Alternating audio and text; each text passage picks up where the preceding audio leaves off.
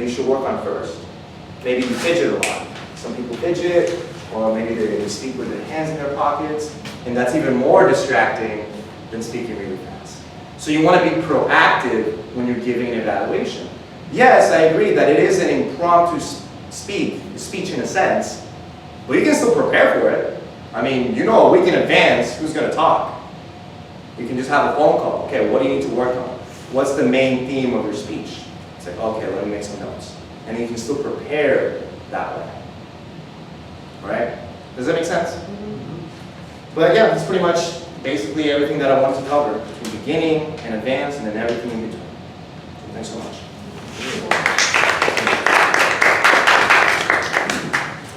I'd like to share that we had one speaker a long time in our club, and she came in the door almost crying.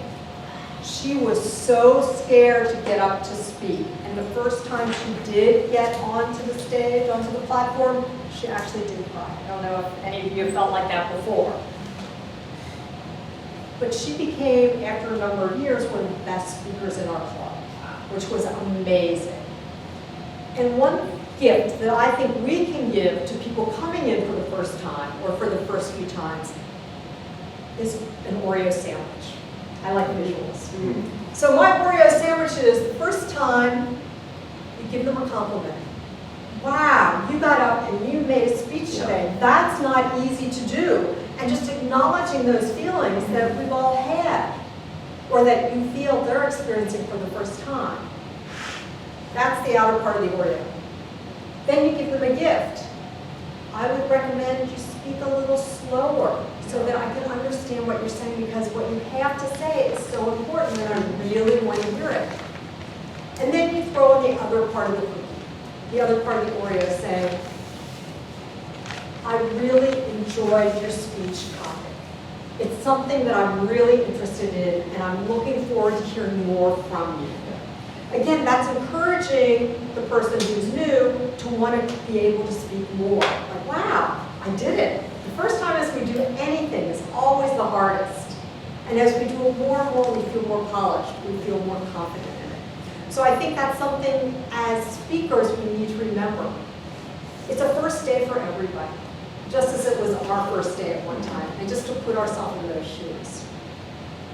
We're going to be going over some characteristics of an effective evaluator. So I'm going to ask you to take one and pass it on, and then I'll go talk about it. Yes, please. I think you did a good job with the compare contrast, and I would agree with that. And I think that being judicious in your evaluation of an early speaker, the way you identify it, I think those things are correct. I want to just accentuate one part about the advanced speaker, and that was the issue about pauses.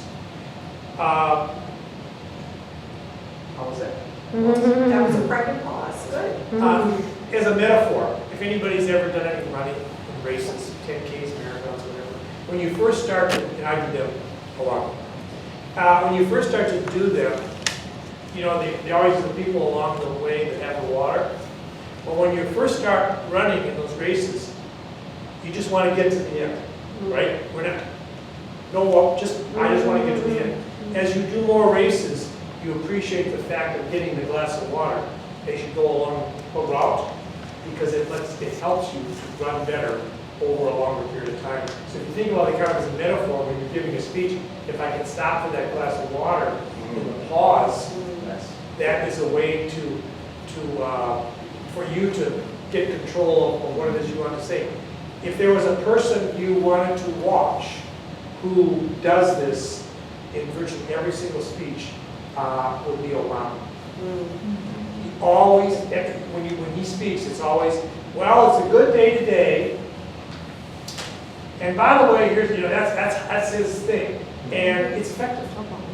And depending on the speech, of course, I think if you can plug those pauses into your speaking, it's an advanced technique. If you're just an early speaker, I wouldn't be trying to think too much about it. But as you start to move along, I start to think that would be one thing that in the advanced piece that you talked about, a person could begin to work on is the pregnant pause or the pause. Or, Excellent point, and very true. Thank you for sharing that.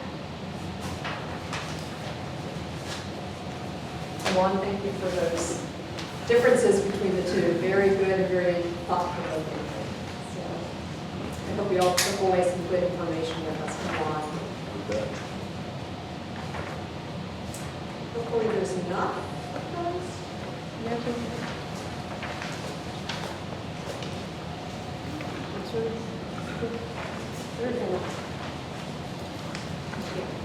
Okay, yeah, you can share. So I've listed the 10 characteristics of an effective evaluator. So number 1 is show you care. I think this is the most important. We have to be genuine as evaluators. We have to be sincere and honest. If you're just kind of laying it out there, people know it. Then you lose your own credibility. We need to genuinely want to help the other person. And I think that's what Toastmasters is all about. We genuinely want to help each other become the best we can be. So first, show you care. Second, we need to evaluate the speakers on their level and experience, what Juan was just talking about. How you evaluate depends on the person you are evaluating, whether they're, as Juan said, a beginner or advanced.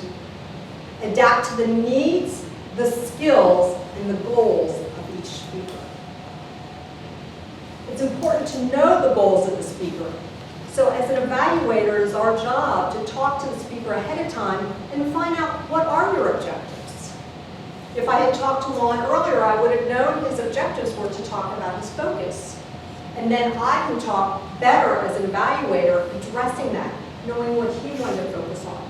Maybe he wanted to focus on his body language and he wanted me to pay attention to that. Maybe he wanted me to pay attention to his vocal variety.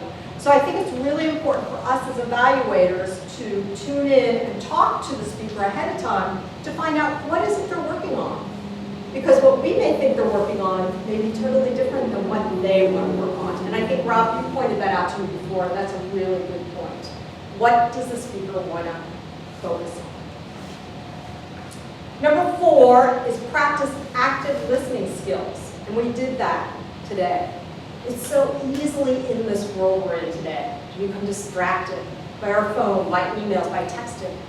And I find it such a beautiful time for myself when I come to Toastmasters to say, okay, this is my time just to stop, to listen and to be tuned in. Because when we're not tuned in, do we really get the message? It gives me an opportunity here at Toastmasters that hopefully I can take to the rest of my day and the rest of my life. So I think it's really important to avoid distractions when we're here, and just in general when you're listening to someone. Keeping in mind the speaker's objectives and developmental skills, and use your eyes and ears to match the speech content with the delivery. So we're always listening. We're using our own eyes and ears to evaluate what's happening with the speaker or what message they're getting across. Number 5, and we did this beautifully, we used our I statements. Describe the person's effect on you without judging the person.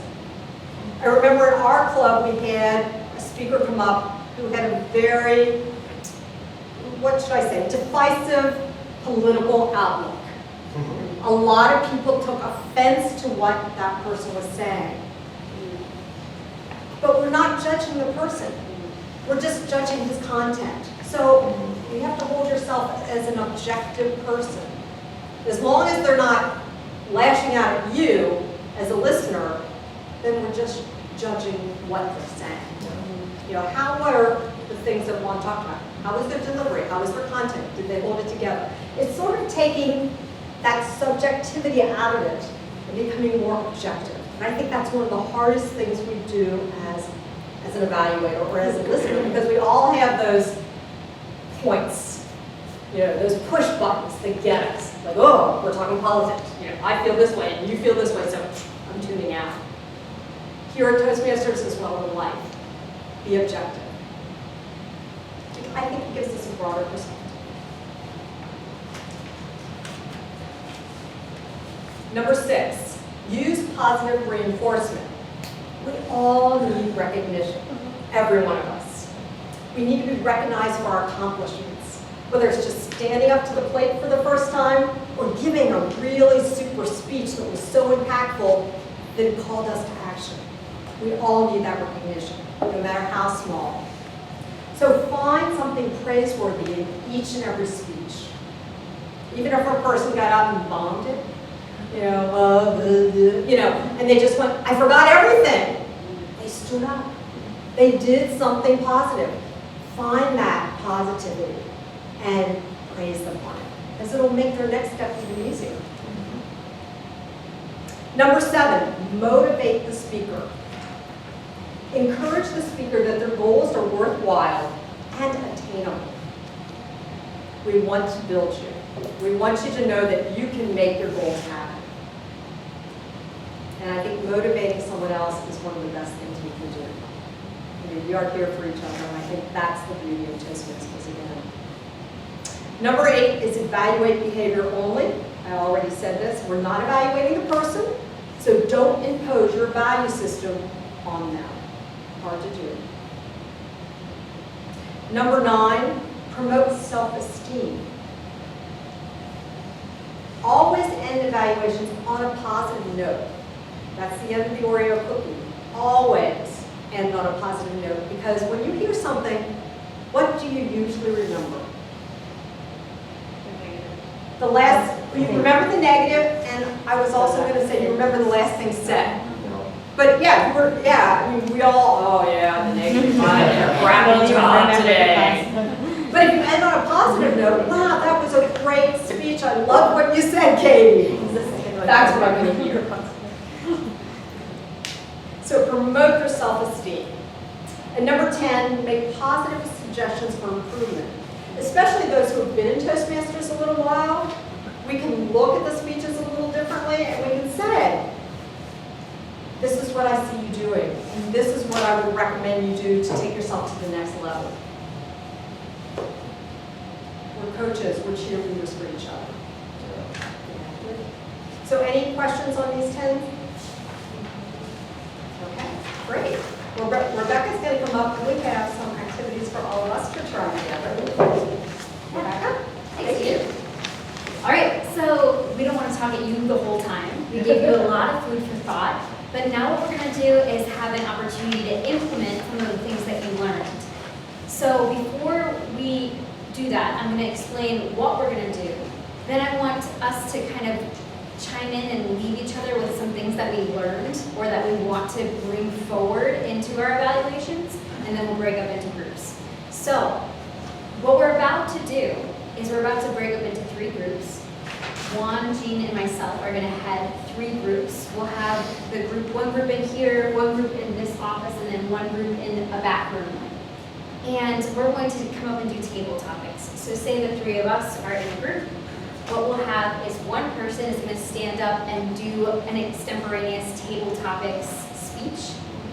Another person everyone's going to be listening as evaluators, but one person is going to, after that person is done, get up and evaluate the speaker. Although everybody's listening. And we'll also need one person to time the speeches so that we can try to get through as many people as possible. We'll have the table topics and the evaluation be the length of a normal table topics and then length of the normal evaluation so that we can kind of get through this quickly. Does that make sense to everybody? Sounds great. Yeah, Yes. just say what the times are going to be for Sure, I the think- table topics. Help me, everybody, remember, but I think the table topics is 2.5 minutes. 2 minutes. 1 to 2, and then an evaluation is 2 to 3. Does that make sense to everybody? Is everybody speaking in the group? Or just I'd one like person? everybody to try to get up and rotate. So say I gave a speech and then Jean evaluated it, then maybe Jean would give a speech and then Juan would evaluate it, and then Juan would give a speech and then I would evaluate it so that we all have an opportunity to be the speaker and the evaluator. Does that make sense to everybody? Yeah. So And there's 12 of us. yes, So if everybody's going to speak 1 minute for table topic, for example, and 1 minute for evaluation, that's 24 to 25 minutes. we may What I'm not. trying to say is if you time it at 1 minute for table topic and 1 minute for evaluation, we can do that. Okay, Do you know what I'm saying? yes, I love that. According to Thank the you for time. thinking of the math. I appreciate Sorry. it. Just No, thank you for it's thinking 25 of the minutes, math. but 1 minute evaluation, 1 minute table topic. Well, we're gonna have 3 groups, that's 4 people in each group, right? So what's that math again for 4 people? So it doesn't Okay. matter, each one will be allowed 1 minute to do a speech, a table topic 1 minute, and 1 minute evaluation. So So each let's person say- will have 2 minutes, 12 of us, 24. Yes, that's 8 minutes. 8 minutes. Yeah, so we've got a little more time we can. Okay, so quickly, can everyone just think about this question, and I'm gonna go around. What's one thing that you took from this that you want to use as an evaluator? Maybe you haven't been using it up until this point. One thing of all the things we've talked about that you now want to use as an evaluator. Mhm. As evaluating the person or how we're gonna speak as an evaluator? When you are the When evaluator, I'm the evaluator, what thing will you take and add to your evaluation so that's, repertoire? I'm gonna use that in my evaluation. Yes. Does that make sense to everybody? Mhm, mhm. My challenge as an evaluator would be to find something that's truthful and positive, not fake and positive, but really truthful and positive. I love that.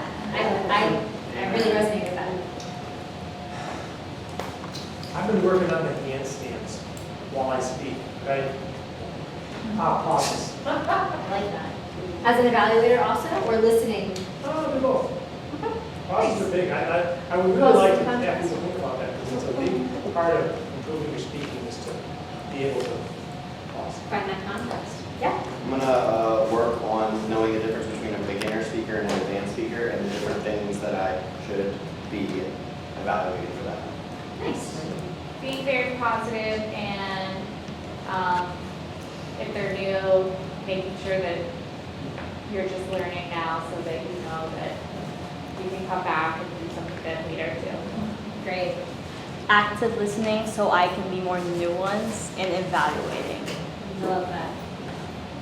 I would have to echo what Josh B. said, that understanding where the speaker is, that staging of what's appropriate for their ears. Love that. Give as much valuable evaluation as possible according to their needs. They're advanced, they're in the beginning. Cool. I would agree with that, you know, with knowing what knowing where a particular speaker is at, beginner or advanced, and then looking for the specific items within that grouping. You know, It's okay. For me, using more I statements for every little golden nugget or any feedback, just I statements. and for me, it's trying not to be distracted because I'm easily distracted.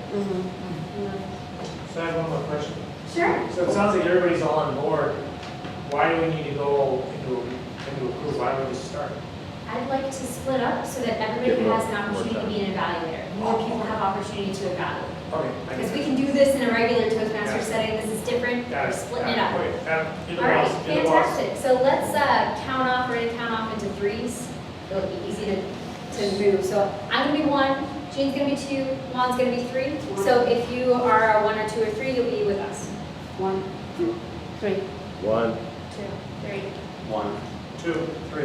Fabulous. All right, I'm gonna take the ones in this back room